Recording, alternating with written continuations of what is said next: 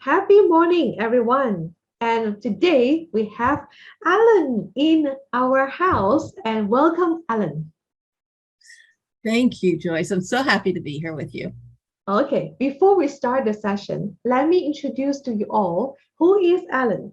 Alan Lensborough Monsees is a heart-centered but practical author, speaker, and coach who delights in her role as guide and companion to her clients on their journey to be more centered, healthy, and desired version of themselves. She knows firsthand that grief need not be forever. Recovery is possible and life can be joyful again even after tragedy. She's a woman of eclectic interests, and Ellen has worked at a major charitable foundation and several institutions of higher learning in positions spanning information technology, library management, communication, and donor relations. She holds a bachelor degree in psycholinguistics and master of degree in information studies and also her certification as an advanced grief recovery method specialist in from the Grief Recovery Institute. This is exactly the book that we want to talk about from this grief recovery method. And before that, let's discover more about Ellen. Ellen works one-on-one with people who are navigating grief. She is a professional author, coach. She runs workshops on her PPF method. Oh, yes. Later, you will get to know more about this PPF method. What does the PPF stand for? And she hosts a transformational writing circles. And each of her offerings is designed to help her clients to find their own internal wisdom and enable their light to shine brighter. And Alan, help us to shine brighter today. Even though it's your evening, my side is in the morning right now. Right. So, right now, let's go to this topic. Let's start with this grief. This is a topic that we seldom talk about, especially in my own culture here in Asia. It's like we really seldom talk about grief. And grief can come in many forms, in addition to sadness. Later, I want you to share more about this. It is not only about we are losing someone, it can be starting from we are ending a relationship or even our pet went missing. That Yes. is what I experienced. Like my one of the stray cat that I take care, she ran away, and I'm just so sad. And Mhm. I'm also took some time to recover from my grief. And right Mhm. now, I want you to share with us more about what can grief bring along in addition to sadness, and what are your some of your one of your experience that definitely you share from your book Lost and Found here about your husband passed away. Can you share more with us?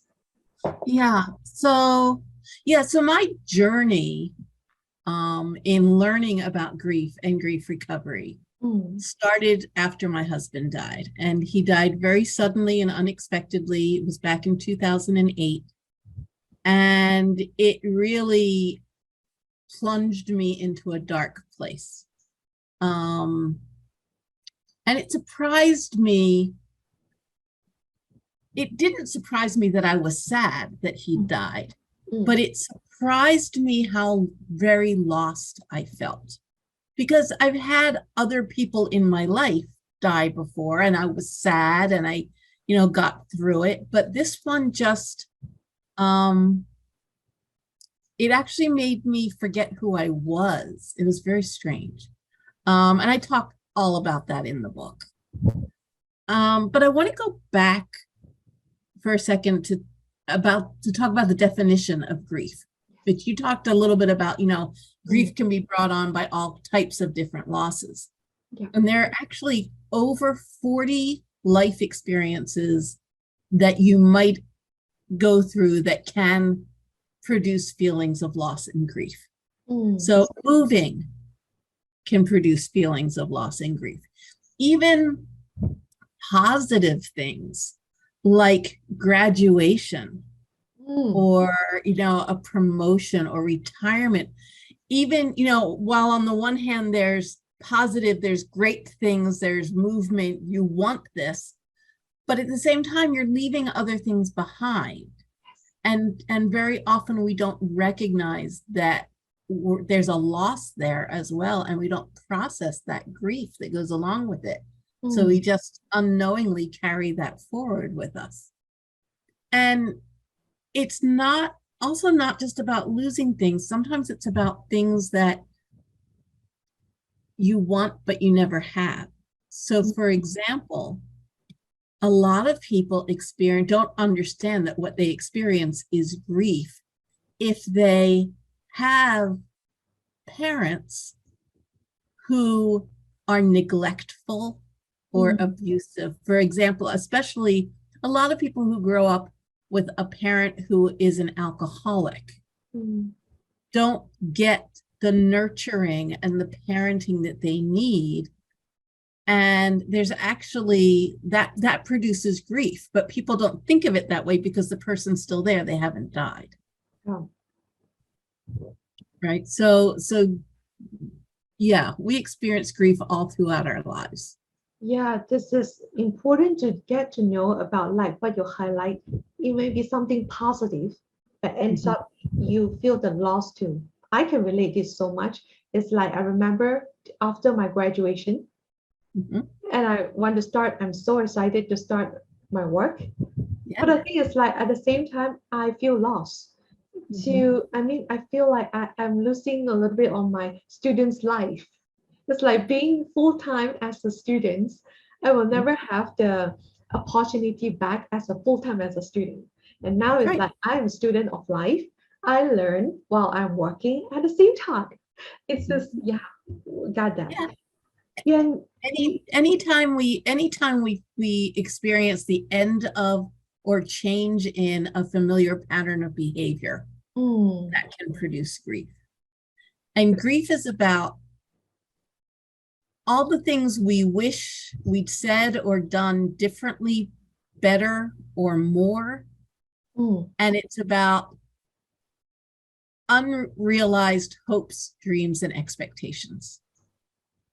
Yes. So that can apply to so many different situations and so many different relationships.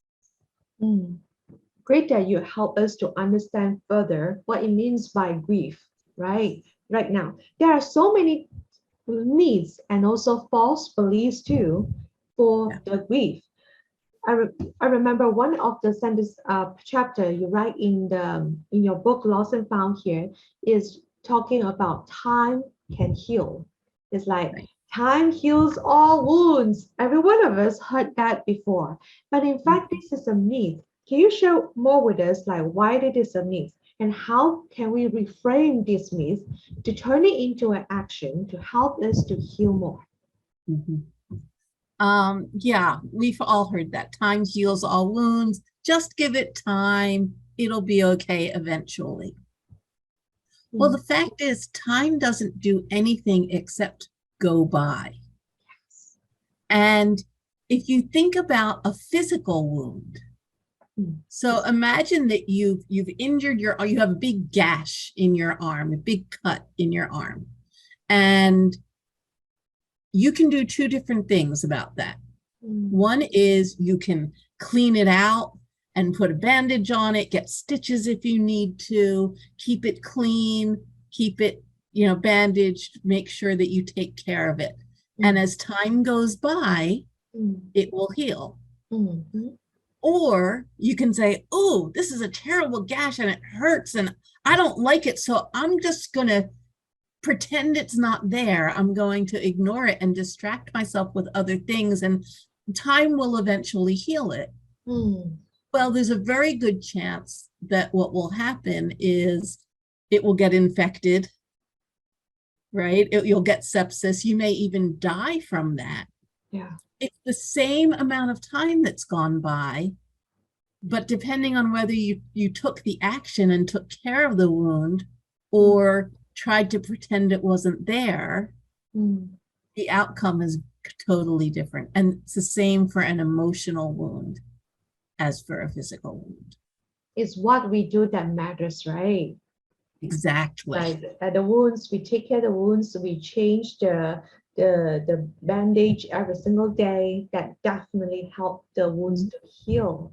So that's why we would definitely want to proceed to know more about what are the methods that can help us along the journey. So there's one chapter in your book that highlight about 5 stages of grief that may not necessarily to be true. That Right. 5 stages include the denial, anger, bargaining, to depression, and then to the acceptance, the 5 stages. Can you share more with us about why it is not necessary to be true? Yes, thank you for asking that. I love talking about this because it's something I grew up just thinking was true. That, when you grieve, you go through these 5 stages, and many people believe this. Mm, But it's not accurate. And the reason it's not accurate is that the person who first came up with the 5 stages of grief is Dr. Elizabeth Kubler-Ross, who was a sociologist. And she was studying people who had a terminal illness. mm, So the subjects of her study were people who were facing their own mortality. And what she observed was that most of them went through these stages, and most of them who went through them in that order. But actually, not everybody went through every stage. It was just what most, the commonality, but not true of every single individual.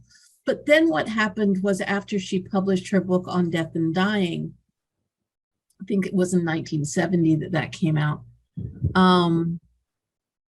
Somehow the popular press, I think, got hold of it, and it got her 5 stages. It was so nice and neat, and people liked that, and they started talking about it as applying to people who were bereaved, people who were grieving. And it was never, the study was never intended to be applied to people who were grieving the death of someone else. It was only about the people who were facing their own deaths. That is the difference.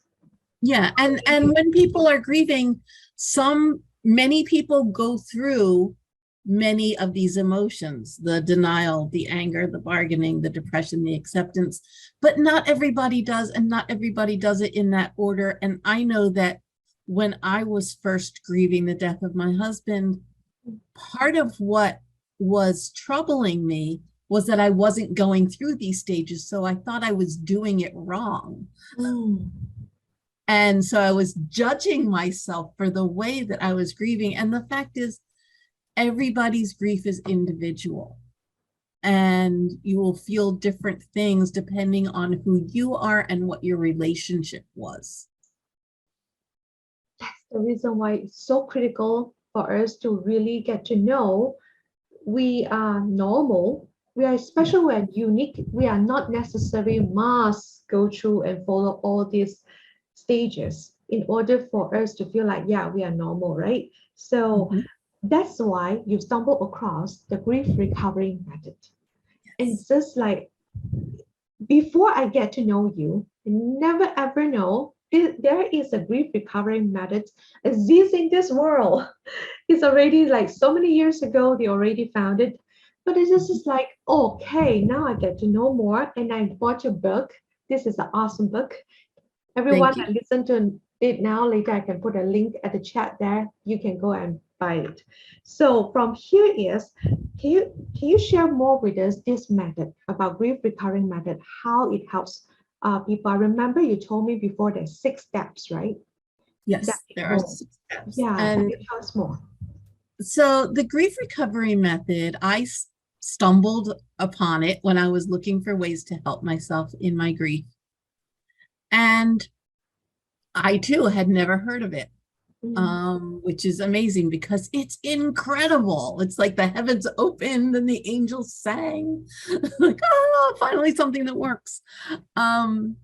Grief recovery method was first developed over 40 years ago by a man named John James, who himself was stumbling to find relief from the grief that he was experiencing because of the death of his infant son. And he couldn't find anything to help. And so he created something.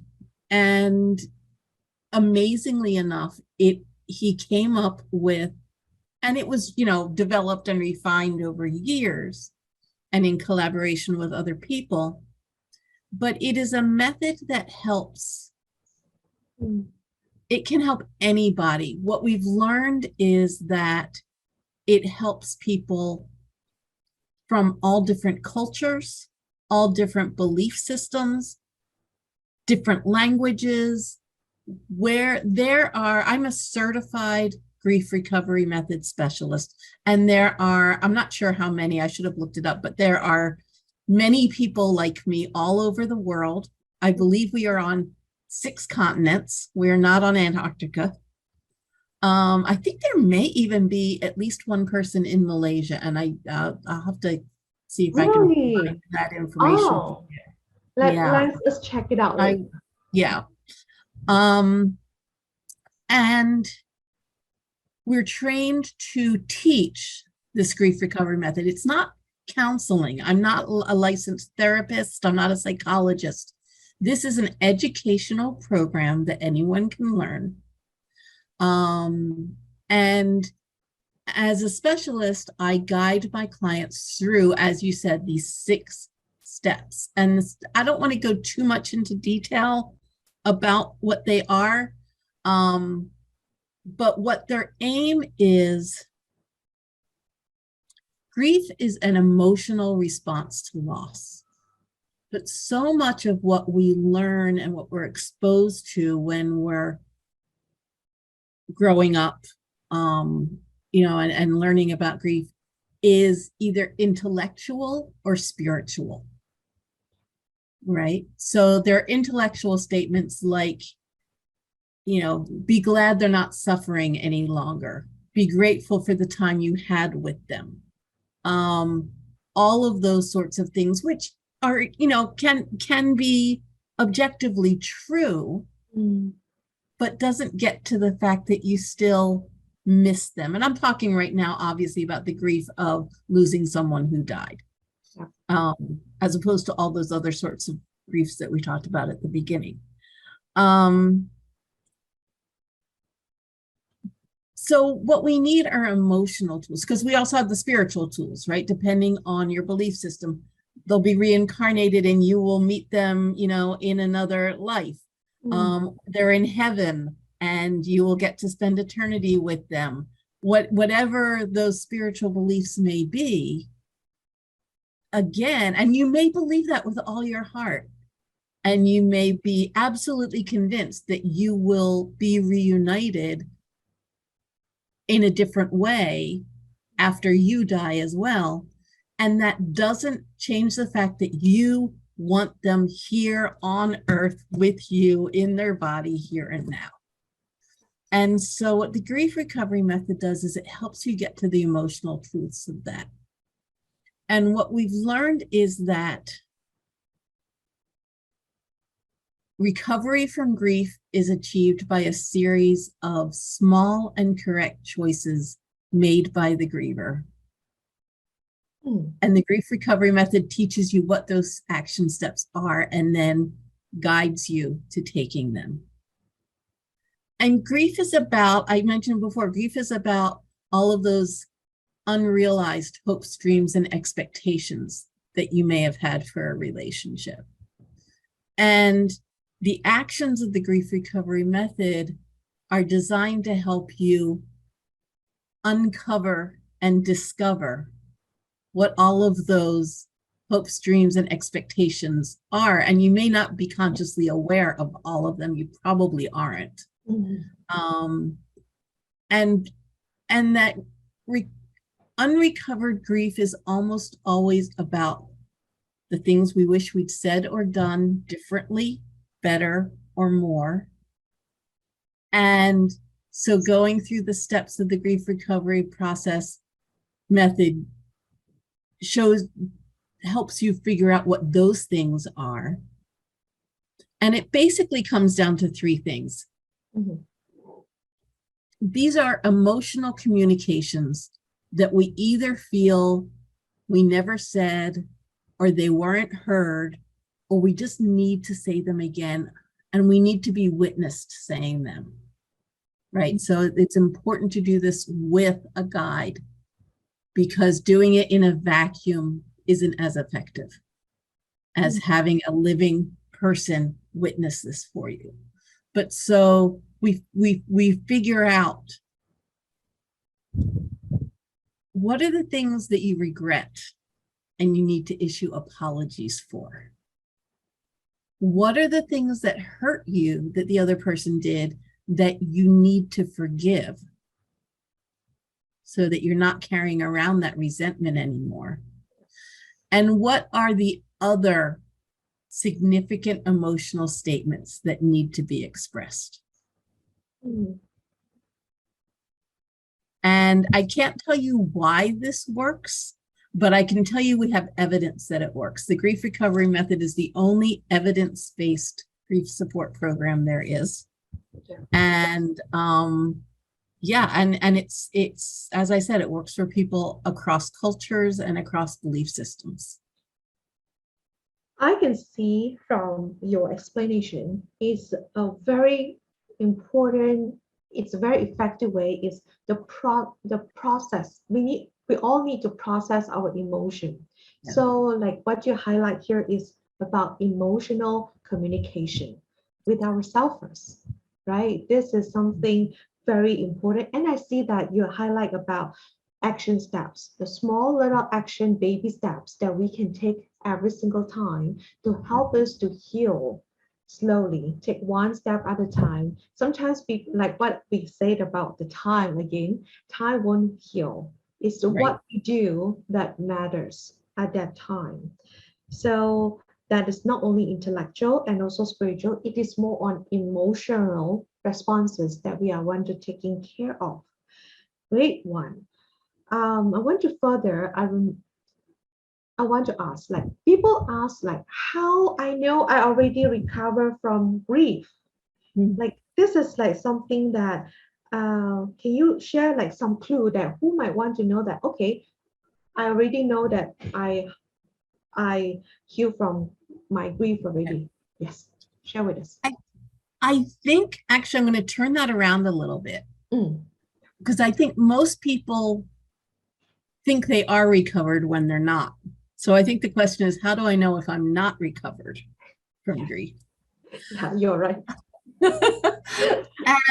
And I always like to distinguish between being stuck in grief, right? Grief, 'cause a lot of people don't believe that you can recover from grief. They say, you'll never get over the loss of, fill in the blank. You never get over the loss of a child. You never get over the loss of your spouse. You never get, whatever it is. Mm, And there's a difference between being stuck in grief mm, and learning to live with loss. mm, And I want to talk a little bit about what I mean by that. So for me, being stuck in grief was, I literally felt stuck. I mean, I felt physically stuck, emotionally stuck, spiritually stuck, intellectually stuck. I couldn't focus. I couldn't concentrate. I couldn't even begin to think about anything spiritual. I literally like stuck myself on the couch and didn't move as much as possible. And emotionally, I felt like I was in this pit that I couldn't get out of. And it's a terrible place to be, right? And even when you get to a point where you can pretend that you're not stuck in grief anymore, so you put on your facade and you go to work and you go out with your friends and you smile, but it's never actually reaching your heart, that's when you're still stuck in grief. When you hesitate or just completely avoid making connections with people, whether it's connecting with people who are already part of your life, Mm. or meeting somebody new. But when you're hesitant to have that emotional intimacy because you're afraid of what would happen if you lost it, you're stuck in grief. When you keep so busy that you collapse at the end of the day because you don't want to think about what your life is like or how you're feeling, Mm. you're stuck in grief. Mm. You can recover from grief, but you will always have to live with the loss. The loss doesn't go away. And recovering from grief doesn't mean that you forget the person that you lost. And it doesn't mean that you don't think about them. It doesn't mean you don't get sad sometimes because you miss them. But that emotion is more of a normal flow. So I will, like I said, my husband died in 2008. I still miss him.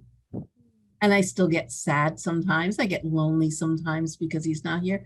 But it's an emotion that flows in and out. It doesn't stay. And it doesn't stop me from feeling joy in my life anymore. And one of the key things for me, one of the first things that I noticed after I did Grief Recovery Method, is that I can now think of a happy memory and it makes me happy. Whereas before I would think of a happy memory and it would make me sad. Remember you shared about the dragonfly, am I right? Yes. Right after you finish the final step of the grief recovering method, that you walk outside to the hallway and you saw a dragonfly, that's the moment you know that Right. I made it. Right. Because there had been a moment on vacation several years earlier where my husband and we were at a national wildlife refuge. I live in the States, so this was in Virginia. And we wound up, it was wonderful. We were surrounded by a swarm of dragonflies in the late afternoon. And it was so beautiful because the slanting sun caught their wings and it was like they were glittering. It was like being surrounded by fairies. It was so magical. And it was just one of those moments, you know, how you have, you know, when you're with somebody, you have moments that only the two of you, you know, nobody else was there. This was a memory that was just the two of us. And it was really special. And so when I went for a walk years later after doing Grief Recovery Method and I saw a dragonfly, my mind immediately went back to that moment. And that's when I smiled and realized I really felt happy again thinking about that moment. And that's when I felt this burden of grief that I had literally felt as a weight upon my shoulders for years, just lift and dissipate. Because it was 6 years after he died that I found the Grief Recovery Method. So I'd been suffering for 6 years. I remember you told me before, people have to experience the whole 6 steps in order for them to benefit from the emotional, healing from the grief. Because some people, they may reach to the step number 3, number 4, or even number 5, they give up. And they did not experience until the last part to really fully take advantage on the whole feelings. You know, I think this is important for me to highlight here for those that would love to discover more about this method. Please get into the whole method to experience fully into the benefit of the whole method that can help you. Okay, I would love to shift gear a little bit to talk Mhm. about self-care. You know that I'm a wellness coach, and I definitely love to and Yes. encourage people to take care of themselves, even when we are grief, when we have this grief. Like a lot of time, we have sleepless night. People lose weight, and Mhm. they compromise the immune system because they didn't eat well, they didn't sleep well, then they get sick. So when it comes to this part, do you have any tips for us how to take care, how to better take care of ourselves during the grief? Yes. Yeah, it's a great question, Joyce. And it's hard because when you're in that really deep grief and you just don't care about yourself because you're so miserable, Mm, it's very difficult to take those steps of self-care. So what I do is I always tell people two things. You can do two, there are two things. If you do nothing else, at least stay hydrated, drink water, always have a cup of water near you and take a sip anytime you think of it, because you're probably not sleeping well, you're probably not eating normally, and you're crying a lot. So all of those things are dehydrating. So just, sip that water. And when you can think of it, take a minute to do some deep breathing and center yourself, because there's a lot of shallow breathing because there's a lot of anxiety yeah. attached to grief too. So breathe every now and then, drink water. Those are the minimum things I tell people to do. What's great is if you can have a plan. Like when you're in the midst of the grief, it's hard to take care of yourself. But if your viewers could think about, what if I get into a situation like that? I hope it never happens, but what if it does? Mm, What can I do to help myself? And sort of make a plan. It's like having an emergency kit ahead of time, because in the moment you're not going to want to think about it. So even, write yourself a note, have something, make sure that um you have a way to get healthy food, make sure you have a way to you have get a good sleep routine started now so that you have that to rely on. And I think something else to think about is how to be a good friend to someone who is grieving. And I think in the self-care area is where we can help a lot. So you can be the friend who brings a healthful meal mm, to your grieving friend and who sits with them and make sure they take at least a few bites of it. You can be the friend who says, come on, it's a beautiful day. We're going to go for a 5-minute walk. Doesn't have to be big, right? Just let's get out and get some fresh air for 5 or 10 minutes. We can talk or not talk. exactly. It doesn't matter. Mm, Things like that. I think that you can be a really good friend by helping someone else with their self-care. yeah. Because when we support other people, that time we also support ourselves. This is like from both sides. And I can relate so much when you share about staying hydrated. Just Mhm. drink enough water, because when we cry, the tears also is getting ourselves dehydrated. Yeah. I'm the girl that I can cry, like my tears can be like ocean. Really. Mhm. Ellen, you haven't seen me crying enough yet. It's like I can cry like an ocean. And that's how I discover which tissue paper is best for me to cry. If I want to wipe off my tears or my, running nose or whatever that comes out from my all this, it sucks. But it's a truth that sometimes, yeah, stay hydrated. Mm. This is a highlight for me definitely also, because I believe that each of us in our whole life journey definitely we will encounter some of the grief time. It is Yeah, impossible as a human we don't experience at all. We that's right. will. Yeah. So it's great that we get to know right now first. We know uphand there's some method that we can help ourselves. Yeah. And then when we really need it, we use it. So now I know that here comes your book. There's one chapter you fully dedicated to your PPF method that you copyright. So share more with us. What is this PPF method that we can use it right away to help us immediately right now? So the PPF method, first I'll tell you that it's something that I stumbled upon, just the way John James stumbled on the grief recovery method.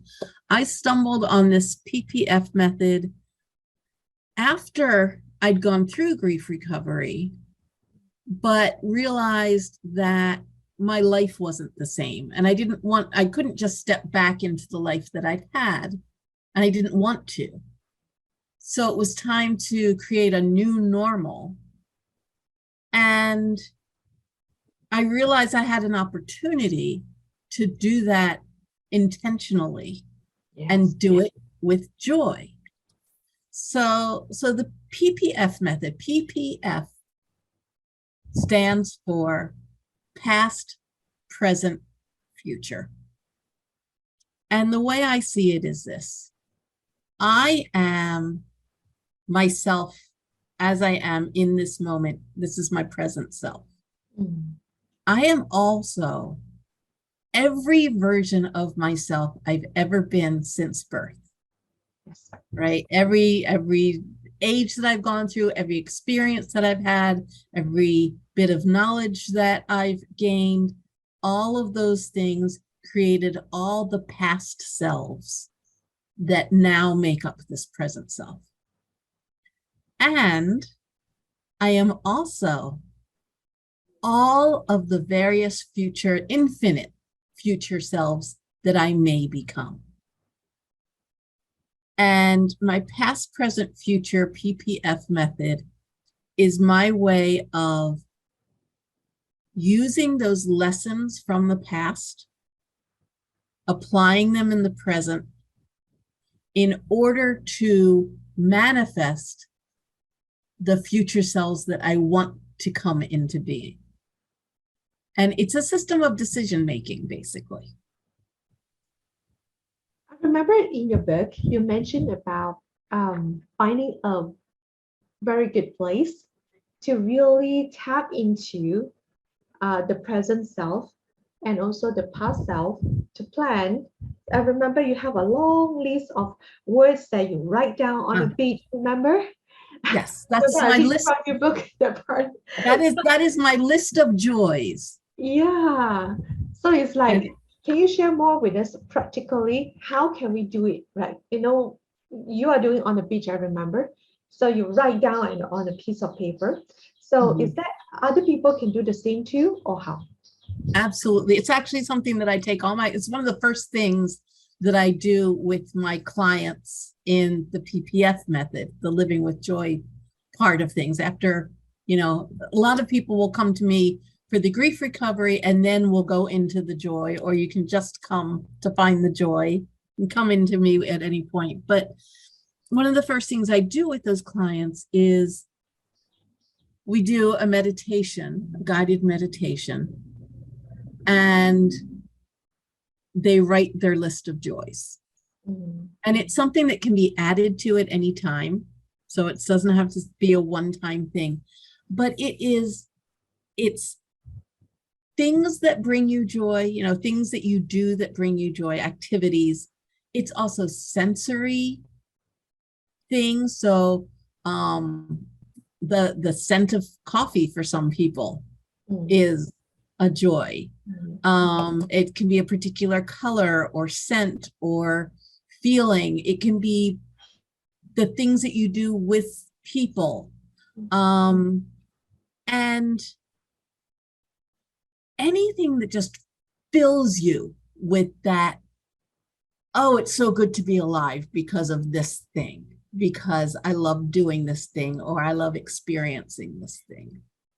And once you have your list, those are all the things that your past selves have taught you that you love, right? So then you can use that list in the present and the future to say, well, look at these things. Look, how many of these joys are in my life now? Why don't I, and sometimes it's not a lot. So you can look at the list and you can figure out how to bring those joys back in. And you can also use it sometimes to see patterns. And patterns can inform you. I had one client who we realized that her list, what it really showed was that rhythm was important to her. Okay. She liked things that had rhythm. So some of it was, very, music. Music obviously is rhythmic, but it was gardening and other activities that have phases, have rhythms to them. And when she realized that, she could really embrace it and find ways to highlight that in her life. And that really brought her peace. So wonderful that you share all this with us. And definitely we all want to know more. Check her book out, Lost and Found. Finding a Joyful Life After Loss. This is definitely have even more detailed explanation about the PPF method. So I want to circle back, Alan, from here to the book. Why you want to write this book? Because I remember there's one paragraph that you share about why you want to write this book. And I would prefer you to have your voice to read it out, this paragraph for us, instead of using my voice, because I know that this is even more powerful using your own voice. Can you read that paragraph for us, Alan? I will be happy to. Yes, let's go. I want you to feel normal. I want you to know that you are not alone, that you are loved, that you can feel joy again. I want you to understand that you have access to all of the moments of joy you have ever experienced. I want you to be able to utilize those moments to create a better frame of mind and attitude. I want you to see that you have choices and control in your life, and you have the ability to create a better present and future for yourself. Such a beautiful paragraph. Thank you so much, Alan, for your wonderful book that you will bring out to the world. And now you are trying to give us so many great insight. If our audience would love to connect with you, where they should go? So here's my website. It is www.ellenmonsees.com. And here's where you can find all about me, and you can find out about the grief recovery method. You can find out about my PPF method and all of the other things that I do. And this pink button in the top right, it says free consultation. So if you click that, you get to my calendar and you can actually book a free, 30 minutes to talk to me about whatever. Great. Alan have a very great website. Make sure yourself go to check her website out and see how Alan can help you if you are struggling in your grief recovering journey. So right now, before we end the session, Alan, do you have any words of inspiration to share with our audience before we go? The main thing I want to talk about is the and. Do you see this ampersand behind me? Yes. That's there to remind me and remind you that life doesn't have to be just either or. It can be and. Embrace the and. And that means you can be feeling sadness and loneliness from grief, and at the same time, you can have moments of joy. It doesn't have to be just one or the other. I never know the N at the back of you is there for that. I have so many chat with you online, and I always see the N, and sometimes your cat's running up. Yes. But I never know the meaning of the N until today. Yeah. Thank you so much for letting us know and highlight and remind us about that. And now, Ellen and I would love to hear, what is your aha moment? What is your biggest takeaway from today, our conversation? And Ellen has highlight so many great insights in today's session. And let me know in the comment section below. And see you for the next episode. Thanks, Alan, again. Bye Thank bye. you, Joyce. Bye bye.